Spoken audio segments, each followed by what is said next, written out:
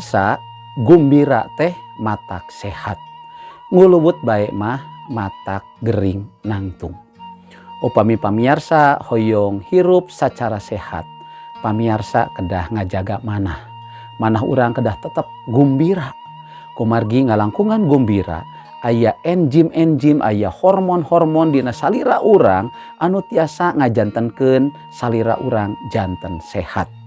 Eta margina upami hoyong enggal damang anu nuju udur ye, atanapi hoyong tetep sehat, urang kedah gumbira.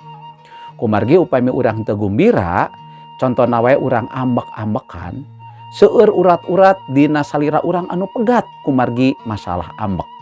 Sakali ambek pamiarsa, tiasa ribuan atanapi jutaan urat anu pegat tina rarai urang. Raja Salomo nyanggemkeun gumbira teh matak sehat, nguluwut bae mah matak gering nangtung.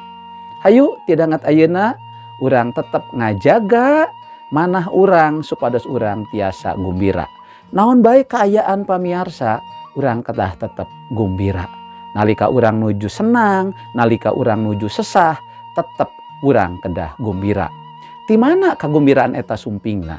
Sumpingna dipaparinkeun ku kawasa Gusti Yesus Kristus. Saha-saha anu gaduh Gusti Yesus tangtos hirupna bakal gumbira. Janten kagumbiraan dipaparinkeun ku Gusti Yesus. Hayu urang tampi Gusti Yesus Kristus supados urang kenging kagumbiraan eta. Gusti Yesus ngaberkahan.